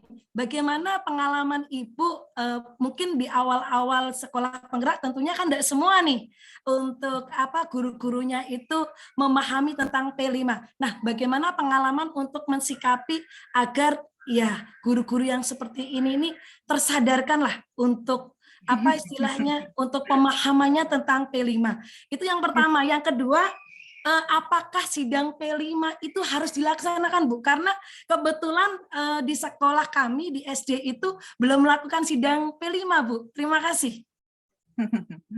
Iya, terima kasih Ibu Bu Mila. Ini pertanyaannya ya. Kita sharing berdasarkan pengalaman. Betul Ibu, tidak mudah untuk melaksanakan P5 ini karena ada mindset beberapa guru yang sudah ada nilainya. Kenapa dilaksanakan seperti itu ya Bu ya? Ini harus pemahaman sekali terhadap guru tersebut bahwa beda proyek ini dengan intrakurikuler sehari-hari. Jadi tidak bisa nilainya adalah disatukan gitu ya. Karena ini betul-betul hasil eksplorasi anak seolah-olah ya itu dalam kehidupan sehari-hari seperti apa sih yang dinilai itu bukan hanya hasil, tetapi proses, apakah ada gotong royongnya, apakah ada kemandiriannya, apakah ada kreatif di sana. Nah, guru itu memang harus teliti dalam hal ini. Berbeda dengan intrakurikuler yang sudah jelas modulnya, pelajarannya apa, ya, kemudian mapelnya apa. Kalau di P5 kan tidak mengenal mapel-mapel, semua eksplor, ya, seperti itu Bu Mila, ya. Memang ini perlu waktu, Bu, tidak bisa 100% dilaksanakan dengan mulus, perlu proses, tapi sedikit-sedikit asal melangkah tidak apa-apa, Bu. Jadi yang misalnya sudah paham jangan sampai putus asa, aduh guru senior juga tidak memahami, jangan, Bu. Ayo saja jalan aja gitu. Yang belum paham bukan mereka tidak mengerti, belum memahami. Jadi yang sudah memahami aja jalan. Yang utama adalah kepala sekolah sebagai penentu. Kalau ibu teman-teman ibu Maya ada yang senior, ada yang ini sebenarnya di sekolah itu tidak perlu ada senior-senioran lah ya. Semuanya sama kok, dari pemerintahnya juga digajinya sama ya Pak ya. Seperti itu, hanya bedanya pengalaman gitu ya. Nah, nggak apa-apa Bu, biarkan saja. Jangan menjadi kendala ibu dan perusahaan. Kita aja, ayo ada 2 orang, 3 orang, ayo gitu, nggak apa-apa. Ya gitu. Nanti insya Allah lama-kelamaan akan ikut Bu. Ini pengalaman saya. Yang mau pensiun itu Pak Solihin, Bapak Ibu dan Bapak, banyak yang berkeluh kesah. Bu Elia, saya mau pensiun dini aja, saya mah taluk Bu dengan IT, seperti itu Pak. Kata saya, aduh kenapa takut gitu ya, ayo sama-sama, ayo gitu, seperti itu. Insya Allah dengan pendekatan ya, insya Allah dengan kerjasama, dengan diskusi, sharing kepala sekolah, pengawas bisa teratasi Bu Mila. Semangat Bu Mila ya. Terima kasih Bu Mila. Berikutnya Pak Arismun, silakan Pak untuk bertanya kepada Ibu Nining atau kepada Ibu Elia. Pak Arismun. Mohon maaf Pak Solikin, lagi satu tadi untuk masalah sidang P5 apakah harus dilakukan atau belum, itu belum terjawab Pak, mohon izin. Terima kasih. Silakan dilanjut. Oh Bu ya, Nining. untuk sidang Ibu itu sebetulnya tergantung sekolahnya Bu ya. Jadi karena di SMA kami itu ada 12 kelas, satu tingkat, jadi kami putuskan, wah ini bentuknya lebih baik seperti sidang gitu ya, biar dianggap serius, 3 hari dijadwalkan, 1 harinya 6 kelompok, beda-beda kelas, satu ruangan itu, dari 6 kelas yang berbeda gitu. Nah, untuk misalnya di SD itu tidak apa-apa Bu, tidak usah bentuknya sidang, yang penting ada presentasi akhir. Nah, itu yang untuk sumatif akhirnya. Pengujinya, karena kami ingin melibatkan pihak eksternal, karena jadi kami mengundang orang tua siswa. Tapi balik lagi ke sekolah masing-masing. Tapi biasanya Bapak Ibu kalau orang tua diundang itu akan semangat biasanya. Kita tinggal sediakan piagam penghargaan, Bu. Nanti terakhirnya pas pulang kita kasih, gitu loh. Terima kasih Bu Nining. Terima kasih Pak Arismun, silakan Pak. Singkat gitu Pak. Terima kasih Pak Solihin atas waktunya. Ingin izin bertanya kepada Ibu Eli juga dan Ibu Nining ya. Dari penjelasan Bu Eli tadi dari sekolah-sekolah yang beliau awasi sebagai pengawas, itu kan disebutkan beberapa contoh proyek yang dilakukan itu seperti ada makanan segala macam. Nah, saya kurang melihat proses pemberian proyek itu ke dalam bentuk makanan itu berapa lama gitu. Kalau hanya membuat makanan itu kan sekali, 2 kali 40 menit, umpamanya 1 kali pertemuan selesai. Sementara di dalam konsep ini kita kan harus melakukan tahapan mulai dari pengenalan konsep, kemudian merumuskan masalah, kemudian mencari landasan-landasan teorinya di dalam konsep masalah itu, kemudian solusinya seperti itu. Yang memang tidak berorientasi kepada produk. Nah, ini tadi mendengar dari contoh-contoh disebutkan Bu Eli kan kurang tergambar oleh saya prosesnya berapa lama. Kalau memang misalkan di dalam 1 tahun itu kalau untuk tingkat SMP itu kan 360 jam pelajaran. Berarti kalau dibagi 3 proyek masing-masing 120. Artinya kan durasinya lumayan lama. Kalau hanya membuat begitu Pak ya, membuat sesuatu. Itu Itu kalau untuk yang Bu Eli ya, saya ingin minta penjelasan itu. Iya. Kedua kepada Bu Nining, tadi menarik di satu tingkatan itu tema tema yang diberikan kepada setiap kelompok itu berbeda-beda. Ini luar biasa karena saya belum sampai pemahamannya seperti itu. Kebetulan di sekolah saya kebetulan tadi belum mengenalkan diri ya, saya dari Bandar Lampung, di SMP Negeri 2 Bandar Lampung. Kami juga menjalankan kurikulum Merdeka juga, dan kami juga sekolah penggerak. Dan proyek yang kami lakukan, yang sudah kami lakukan di tingkat SMP ini, kami masih memilih atau menentukan baru satu tema untuk seluruh rombel yang ada. Ada kami kelas 7 itu ada 10 rombel. Kami hanya kelas 7 saja, tidak melakukan untuk kelas 8, 9. Jadi ini sangat menarik gimana penentuan tema itu bisa berbeda atau beragam. Apakah tidak akan kesulitan, Bu ya? Artinya kalau itu memang ini mohon bisa triknya seperti apa gitu supaya ini bisa menjadi contoh juga bagi kami. Mungkin sementara itu Pak. Terima kasih Pak Selain. Ya. Terima kasih. Untuk berikutnya ada penjelasan Ibu singkat Bu. Terima kasih Pak Arismun atas perhatiannya. Jadi yang saya pantau Pak ya, lama dan sebentar itu tergantung ke dalam proyeknya sendiri. Yang sudah saya pantau selama ini di sekolah binaan adalah bukan hanya sekedar membuat Pak, tetapi ada proses dari setiap siswa itu mengumpulkan uangnya. Satu orang misalnya 10.000, ada misalnya 6 orang, jadi 60.000. Dari 60.000 modal tersebut, silahkan dari berbagai kelas itu diberi tema yang tidak sama Pak. Misalnya kelas 7A, temanya adalah pembuatan makanan dari ketan. Silahkan buat. Dari ketannya juga itu ada beberapa kelompok, ada yang bikin gemblong, ngerti nggak gemblong Pak ya? Apa ya? Gemblong, bukannya bahasa Sundanya Maya, ada yang bikin nasi ketan dan sebagainya. Itu berbagai. Jadi dari rancangan itu yang saya tahu ya Pak ya, itu tidak bisa memerlukan waktu sebentar. Jadi mulai merancang dari dana yang ada, kemudian juga dia juga harus memproses, mendesain bagaimana membuat prosedur naskahnya, itu harus sudah ada Pak. Itu ada kaitannya nanti dengan naskah-naskah yang dibuat mereka, tulisan mereka. Kemudian juga ada proses video Pak. Saya lihat sendiri, jadi pembuatannya itu di video oleh mereka. Ya, di rumah memang, tapi di video gitu. Jadi betul-betul mereka yang membuat sendiri, bukan hasil ibunya, ataupun ibunya pasti membantu lah ya, tetapi minimal ini 6 orang ini di rumah siapa membuat makanan. Nah itu baru nanti setelah selesai, setelah video itu hari berikutnya, yang itu mah pasti dimakan Pak. Nanti yang hari berikutnya yang dikumpulkan beda lagi kayaknya itu. Dan nggak mungkin dibuat langsung dibawa ke sekolah, nggak mungkin Pak. Seperti itu. Yang saya tahu adalah prosesnya di video aja gitu Pak. Oh iya. Iya. Jadi mulai merancang dana, mulai membuat, kemudian mulai memamerkan. Seperti itu Pak, yang saya tahu. Ya, terima kasih Pak perhatiannya. Iya Bu. Terima kasih. Terima kasih pada Pak Rismun. Bapak Ibu, mohon maaf karena waktunya terbatas dan ini ada pertanyaan yang terakhir dari Q&R.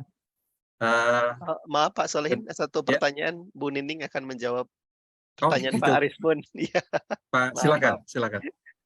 Ya, untuk Pak Arismun, tidak beda-beda tema Pak. Maksud saya begini, 3 tema di kelas 10, 4 bulan pertama temanya gaya hidup berkelanjutan. Tema kedua, kearifan lokal. Tema ketiga, yaitu yang sedang sekarang itu Bhinneka Tunggal Ika. Namun, di dalam pelaksanaan, misal kita kerjakan kemarin ya Pak, kearifan lokal, tema anak-anak 72 kelompok ini tentu saja berbeda antara satu kelompok dengan kelompok lain. Mereka melihat dari kearifan lokalnya, ada yang dari segi ekonomi, ada yang dari segi pengetahuan, ada yang dari segi religi, budaya, mata pencaharian, seni, atau adat istiadat. Mereka mengidentifikasi masalah di sekitar lingkungan rumahnya dulu. Mereka mau membahas apa? Nanti dikonsultasikan dengan para fasilitatornya. Nanti, kalaupun ada yang sama misalnya tentang budaya, sama nih budayanya, berarti harus beda lokusnya. Kan seperti itu. Misalnya yang satu di kampung mana, yang satu di mana. Nah, hasilnya itu bisa berupa produk, bisa berupa aksi, bisa juga berupa video dan lain-lain gitu. Tapi pasti tiap kelompok berbeda dengan tema besar yang sama, tapi tema kecilnya masing-masing, Pak. Terima kasih atas jawabannya Bu Nining dan Bu Haja Elia. Ini yang raise hand yang terakhir ini Pak Joko. Silakan Pak Joko. Singkat ya Pak. Silakan Pak. Terima kasih Bapak. Luar biasa Bu Nining dan Bu Elia. Ini Bu Nining yang mau saya tanyakan. Saya memang belum menjalankan untuk. Halo, bisa didengar nggak suara saya? Bisa Pak, silakan. Oh ya, mohon maaf. Tidak mau. Bisa terdengar baik Pak. Silakan Pak. Off kamera karena di luar. Ini Bu Nining, untuk karakter karena tadi belum dibahas nih. Untuk pilihan karakter seperti apa dan apakah anak-anak setelah menerapkan P5 ini karakter mereka berubah atau misalnya meningkat lebih baik atau bagaimana Bu? Mohon untuk pencerahan tentang karakter karena P5 itu juga mengandung unsur-unsur karakter yang harus diajarkan gitu. Makasih Bu Nining. Terima kasih. Oke. Nah, Pak, kalau kami misalnya di dalam gaya hidup berkelanjutan, profil pelajar Pancasila apa yang akan kita nilai? Nah, kemarin misalnya ada gotong royong. Bu Nining. Ya. Misalnya ada gotong royong, kreativitas, dan bernalar kritis misalnya. Jadi kita difokus di situ saja. Jadi penilaiannya itu misalnya belum berkembang, sudah berkembang, cukup berkembang, atau sangat berkembang. Nanti ada rubrik penilaiannya di modul masing-masing. Oh ya Bu, terima kasih Bu Nining. Dan itu ya dari yang sudah Ibu lakukan memang meningkat ya anak-anak? Alhamdulillah ada Pak. Misalnya gotong royongnya berarti kan ditandai oleh fasilitator. Setiap bimbingan anak mana yang bisa bekerja sama, gotong royongnya masuk tidak. Itu rubriknya ada LKPD-nya per pertemuan, Pak. Oke, baik Ibu Nining, terima kasih sekali. Terima kasih Pak Joko, dan ini yang terakhir yang bikin sangat menggelitik ini. Yang terakhir karena waktunya Ibu. Ada sekolah yang tidak melaksanakan P5 karena mengganggu kegiatan intrakurikuler. Ini bagaimana, Ibu? Ibu Elia atau Ibu Nining? Silakan Ibu Elia dulu. Silakan Bu. Menurut pengalaman, tapi kebetulan bukan di sekolah binaan saya melaksanakan semua. Ini ada sekolah yang memang, mohon maaf ya, swasta, kemudian yayasannya tidak berkenan, ya. Artinya bukan tidak berkenan untuk melaksanakan, tetapi dia mempunyai karakter profil tersendiri seperti itu, Pak, ya. Nah, kita juga saya juga sebagai pelaku dari dinas, ya karena di sini perlu apa ya, perlu pendekatan, kemudian juga ya artinya tidak ada, kalau kata kasarnya mah tidak ada sanksi apa-apa gitu ya Pak ya. Jadi ya dia melaksanakan sesuai dengan kurikulumnya dia sendiri gitu. Ketika ditanya kepada kepala sekolah, katanya, kalau kami siap Bu, Pak, katanya. Hanya yayasan yang belum bersedia. Kebetulan juga dia tidak menerima bantuan dana BOS ya, apalagi dana reguler. Jadi betul-betul dia mandiri. Ya, karena kita juga dari dinas tidak bisa memaksa ya Pak ya. Ya silakan. Yang jelas adalah proses pembelajarannya itu efektif sesuai dengan SNP yang sudah betul-betul dicanangkan oleh pemerintah. Itu saja pasti ya, berdasarkan pengalaman gitu, seperti itu. Ada juga yang bukan tidak sih, belum mungkin ya Pak ya. Iya. Itu mungkin Pak pengalaman saya. Terima kasih. Bu Nining menambahkan Bu, singkat Bu, barangkali ada pendapat dari Bu Nining. Silakan Bu. Ya, memang tidak mudah ya Pak ya, seperti tadi mengubah mindset ataupun banyak juga yang sekolah kurang mendukung.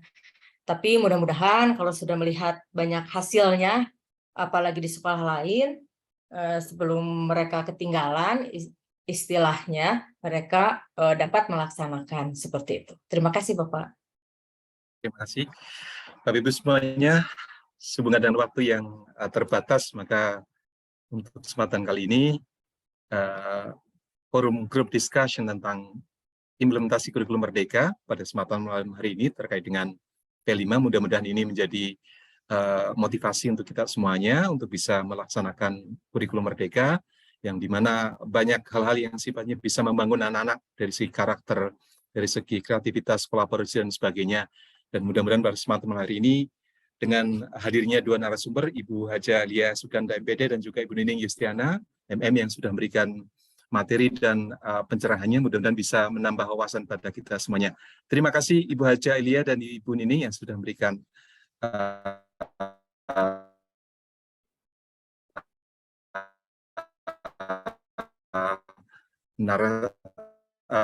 materinya, kemudian memberikan wawasannya yang belum terjawab nanti bisa diberikan di grup IKM. Dan untuk kesempatan berikutnya nanti akan informasi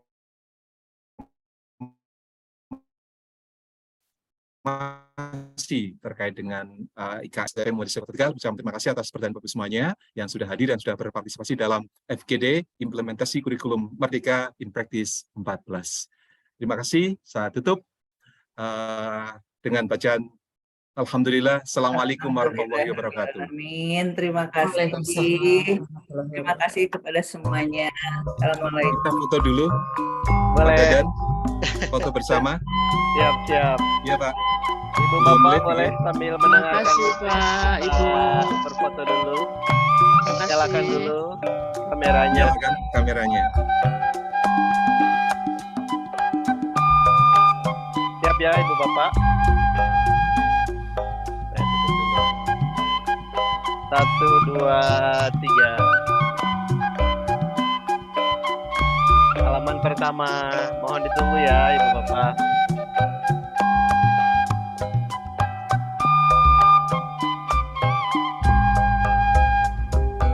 Oke, tampaknya satu halaman Pak Solehin, soalnya halaman keduanya tidak menyala. Ya.